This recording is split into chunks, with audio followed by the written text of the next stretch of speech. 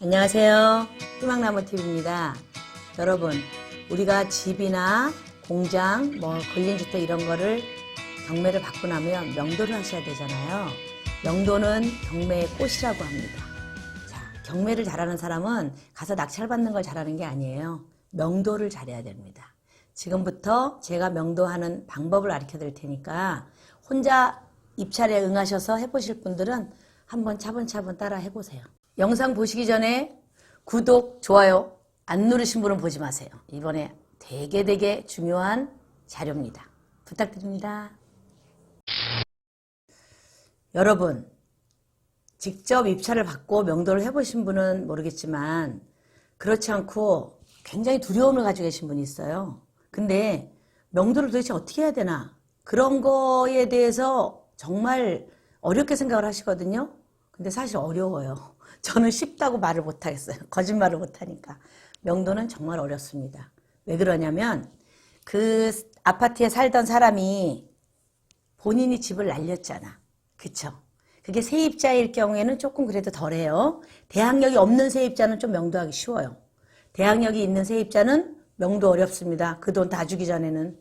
그리고 주인이 살고 있다. 주인이 사업을 하다 뭘 하든 내가 돈을 많이 빌려 써서 어떻게 했든지 간에 집을 날리고 갈 데가 없잖아요. 세입자들은 자기가 보증금이라도 받아서 다른 데 얻어가면 되지만, 배당을 받을 수 있지만, 집주인들은 배당받을 돈도 하나도 없어요. 월세 보증금조차 없는 사람들이 90% 이상이에요. 어떻게 명도를 하겠어요? 그리고 사람과의 관계인데 그 사람이 나쁘다고 할 수가 없잖아요. 돈이 없는 게 죄지 사람이 나쁜 건 아니잖아요. 그쵸? 그럼 내가 그렇다 하더라도 내가 그걸 다 책임질 수는 없어. 왜냐하면 성인으로서 본인이 대출을 받아서 못 갚았든 사업을 하면서 부도가 났든 그건 성인으로서 본인이 그만큼 관리가 안 됐다는 거잖아요. 그 사람 책임인 거고. 그 다음에 나는 좀 싸게 집을 구입하기 위해서 경매를 통해서 집을 구입한 거예요. 그렇지만 상호 간에 적절히 이루어져야 되는 거는 뭐냐면 서로의 인간관계죠. 자, 내가 100년, 200년 살 거 아니잖아요. 그쵸? 그리고 집 경매로 나가신 분, 정말 길거리에 나앉아야 되는 그런 상황이 온 사람도 언제까지 그렇게 살지는 않잖아요. 금방 또 재기하거든요. 저 보세요. 저 20년 전에 경매당하고 길에 나앉았는데 지금 이렇게 잘 살고 있잖아요. 사람은 누구나 한 번은 고비가 옵니다. 2번 올 수도 있지만 한 번은 고비가 오고 그거를 발판 삼아서 내가 이렇게 살면 안 되는구나. 나를 다지고 나를 단돌이 하고, 그래서 좀 더 부유한 삶, 부유한 노후를 준비하게 되는 게 사람이거든요. 자, 명도는 사람과의 관계예요. 그 사람이 돈이 없어. 그쵸? 집주인일 경우에는. 그러면 그 명도 비용을 내 낙찰가에 포함을 시키셔야 돼요. 그러니까 여러분들은 낙찰을 받기 전부터 이 집이 주인이 사는지, 세입자가 사는지, 세입자가 배당을 다 받아가는지, 대항력이 있는지 없는지 이것부터 체크를 하시고 명도 비용을 산출하셔야 돼요. 무조건 난 법적으로 할 거야, 이렇게 비인간적으로 하시면 안 돼요. 네. 그래서 제가 아파트 받은 사례를 알려드리려고 하는데요. 서울에 있는 아파트예요. 서울에서 조금 외곽이죠, 외곽에 있는 아파트인데, 이분이 아파트를 받은 건 이제 부모님이랑 같이 모시고 살려고 아파트를 좀 넓은 걸 받았어요. 우리가 말하는 45평형, 전용 31평, 그걸 받았거든요. 그래서 이게 최저의 감정가가 얼마였냐면 4억 3천, 그 정도였고요. 그 다음에 30% 한번 저감된 금액은 2억 9천, 그러니까 3억이 조금 못 되는 돈이었어요. 근데 요거를 3억 6천에 낙찰을 받았습니다. 여기는 주인이 살고 있었고 대항력 있는 세입자도 없었고요. 그래서 이 주인분들을 저희가 명도를 해야 되겠죠. 다 받고 잔금 다 치르고 그 다음에 이제 명도를 하러 그 집을 갑니다. 처음에 어느 집이든 명도하러 처음에 가서 벨을 누를 때는 조금 두려워요.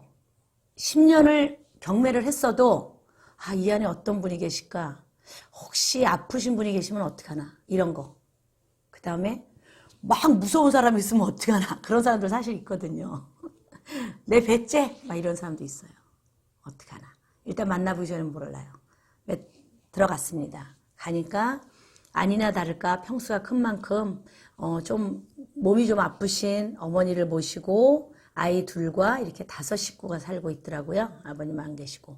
그런데 어쨌든 명도는 해야 되겠고 이제 처음에 말씀을 드리죠. 제가 이 집을 낙찰받았습니다. 그래서 이사를 가주셔야 됩니다. 언제까지? 법원에서 인도명령이 떨어지죠. 집을 비워주라고. 그러면 강제 집행을 내가 신청하기 전에 그 사람이 이사를 가야 돼요. 자, 이 명도를 할 때는 우리가 정해지는 법정 비용이 있어요. 여러분들이 강제 집행을 할 때 평당 한 13만 원 정도를 잡으시면 돼요.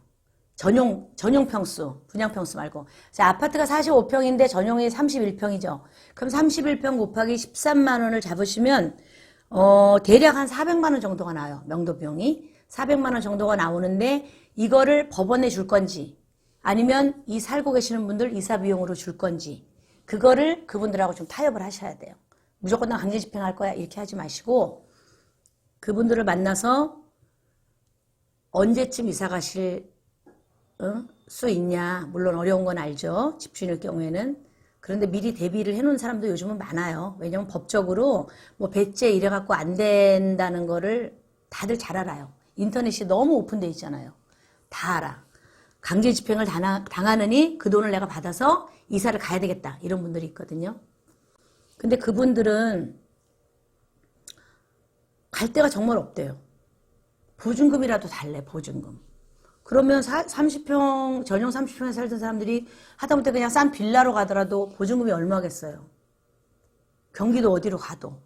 최하가 1,000만 원이겠죠. 그죠? 1,000만 원에 50만 원, 60만 원 해야 그 식구가 들어가서 살 거 아니에요. 짐을 다 버리고 간다고 해도. 막막했어요. 왜냐면 제가 잡은 명도 비용은 400만 원이었거든요. 그게 법정 최고 비용이에요. 법원으로 들어가는 강제 집행 비용. 그 금액 이상은 쓰면 안 되죠. 왜냐면 경매를 받으신 분도 죄가 있는 건 아니니까. 그래서 저는 그분하고 타협이 들어갑니다. 여러분이 잘못하셔서 이 집이 경매로 나갔고 그리고 그 경매 나간 거에 대한 방 이사갈지 보증금을 새로 경매를 받으신 분이 책임질 그런 의무는 없다라고 정확히 말씀을 드려야 돼요. 그거는 조금 냉정하고 마음이 아프더라도 딱 잘라 말씀을 하셔야 돼요. 그러면 그분들이 그렇게 얘기합니다. 처음에 한두 번은 나 못 가. 막 이렇게 얘기를 해요. 그런데 어떻게 말을 하면 된다라는 걸 제가 여기서 수백 가지가 되기 때문에 말씀을 다 드릴 수는 없어요. 가장 실리적인 거는 솔직하게 말을 하는 거예요. 내가 명도 비용을 400만 원 예상을 했다. 왜 400만 원 예상을 했냐면 이 전용 평수 31평에 법원에 집행을 하게 되면 평당 13만 원 정도씩 해서 그 명도 비용이 들어간다. 그럼 400만 원이 예상이 되는데 나는 이 400만 원을 또 다시 받을 수도 있다. 이 얘기도 하셔야 돼요. 왜 다시 받을 수 있냐면 자 강제 집행이 들어갑니다. 그러면 짐을 다 사다리차로 다 내려가지고 보관을 하죠. 법원에 집행관이 나와서 이 집은 다 미리 이제 와서 해요. 짐이 얼만큼이고 컨테이너로 몇 박스가 필요하겠고 이런 걸 다 예상을 세우거든요. 그러면 그 짐이 고스란히 컨테이너 박스에 보관이 되는 거예요. 그럼 살던 사람은 명도를 당하면 안 되는 거예요. 당장 애들하고 먹고 사는 뭐 냉장고도 있어야지 세탁기도 있어야지 어디가 살 수가 없잖아요. 그거를 당장. 그래서 타협을 하라는 거예요. 그럼 법원에서는 그걸 다 보관을 해. 그럼 3개월 보관을 하거든요. 3개월 보관을 하고 3개월 후에는 찾아갈 사람이 없으면 그냥 거기서 또 경매 처리를 해버리거든요. 그러면 결국은 3개월 동안 쌓여있던 집안 살림은 그냥 거의 쓸 게 없어요. 거의 쓰레기 처리가 되든가 3개월간 안 쓴 세탁기, 냉장고 이런 기계들은 다 중고로 가요. 돈 몇 푼 안 돼. 근데 그러기 전에 이 살던 사람, 명도를 당한 사람이 그걸 찾으러 온단 말이에요. 찾으러 오면 이분은 그 컨테이너비와 그런 비용들을 다 물고 찾아가야 돼요. 왜냐하면 새로 낙찰받으신 분이 이 사람이 찾아갈 수 있게 해주세요라는 그 용지를 써주지 않으면 아무도 주지를 않습니다. 그 물건을. 그러면 결국 어떻게 해야 돼요? 내가 편하게 명도를 하려고 했는데 감정적으로 나왔잖아. 그래서 강제 집행까지 하게 됐잖아. 그러면 화가 나는데 그러세요. 고분고분 써주겠어요? 사람이 감정의 동물인데. 그쵸? 받은 대로 주게 돼 있어요. 그러면 그 사람이 그 컨테이너 박스에 보관했던 비용을 다 물고 가져가야 돼요. 그 얘기를 그냥 솔직히 하셔요. 그럼 나는 400만 원이 안 될 수도 있다. 그러나 내가 집행 비용을 400만 원을 잡았으니 이 돈에서 더 줄 수는 없고 이 돈 내에서 이사를 가신다면 드리겠다. 언제까지? 한 달 이내에. 자, 집을 구할 기간은 주셔야죠. 그러나 그게 2달, 3달 이렇게 가면 안 돼요. 한 달 이내에 이 돈을 이사 비용으로 주겠으니 가져가셔라. 그리고 이사를 가셔라. 만약에 한 달이 넘어가면 집을 못 구할 수도 있죠. 자, 지금부터 한 달이 넘어가면 그 날짜부터 한 달씩 월세를 제하고 주겠다고 얘기를 하세요. 그게 타협이에요. 그러면 빨리 어디가 살든지 돈을 조금 더 받아가지고 가려면 그렇게 하든지 아니면 정말 집을 구할 수가 없으면 한 달에 뭐 50만 원씩이든 월세를 제하고 400에서 이제 줄여서 줘야 되겠죠. 그래서 같이 서로 타협을 해서 그 뭐 400만 원 정도면 이사 비용 충분해요. 그 정도면 한 200 정도면 이사 가거든요. 이러는 경우도 있어. 그 살던 사람이 없어. 가족이 있는 게 아니고 그냥 혼자 아무것도 없이 혼자 살던 사람이에요. 어디로 날랐어요. 찾을 길이 없어. 그럼 어떻게 되는지 보실래요? 집안에 물건이 이렇게 돼 있어요. 이거는 이사 가려고 챙겨놓은 짐이에요. 그죠? 저희가 명도를 하면서 제가 찍어둔 거거든요. 자, 이렇게 이사 비용을 받고 나가는 짐이야. 여기는 자기 중요한 것만 다 빼가지고 가고 경매받은 사람 골탕 먹어라 이러고 짐을 다 싸놓고 심지어 여기 물도 뿌려놓는 사람도 있고요. 여기 베란다 유리창 다 깨놓고 가는 사람이 있어요. 그러면 비가 오는 날은 깨진 유리창으로 비가 다 들이쳐서 이 마룻바닥도 엉망이 돼요. 방이고 마르고 베란다 옆에 있던 건 다. 그렇게 하는 사람도 있어요. 그럼 이거 전부 쓰레기 치워야 되죠. 쓰레기 치우는데 또 몇백만 원 들어가요. 그래서 명도하는 거는 정말 종류가 굉장히 많지만 그래도 80% 이상은 사람이 살고 있어요. 세입자는 세입자대로 우리가 그 이사 가는 날짜 여유는 한 달 정도 주시면 돼요. 아파트 같은 경우 한 달 여유 주시고 대항력이 있는 사람은 이 사람이 전세를 들어왔는데 못 받아갈 수도 있잖아요. 돈을 하나도. 그럴 경우에는 그 사람한테 줄 돈을 내가 좀 설정을 해놔야 돼. 그럼 입찰가에서 좀 빼야 되겠죠? 예를 들어서 4억짜리 아파트예요. 이게 2억 얼마까지 떨어졌어. 3억까지 떨어졌어. 그 사람 5천만 원을 줘야 되겠어. 그러면 내가 낙찰가를 3억 5천 쓸 걸 3억만 써야 되겠죠. 그쵸? 그런 데는 더 떨어져요. 한 번씩. 왜? 대항력 있는 임차인이 있기 때문에. 그래서 그런 거는 케이스 바이 케이스로 여러분들이 전체적 권리 분석을 하실 때 다 살펴보고 가셔야 돼요. 그냥 무조건 싸다 이러고 들어가 쓰시면 안 돼요. 그래서 권리 분석이 가장 중요하고요. 그 다음에 낙찰을 받고 난 다음에 명도를 하는 데 있어서 인간관계를 풀어가는 게 가장 중요해요.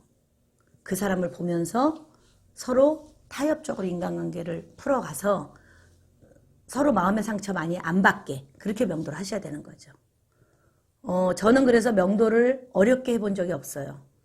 왜냐하면 사람을 이렇게 보면 저 사람이 어떤 걸 원하겠구나 라는 걸 제가 느낄 수가 있고요.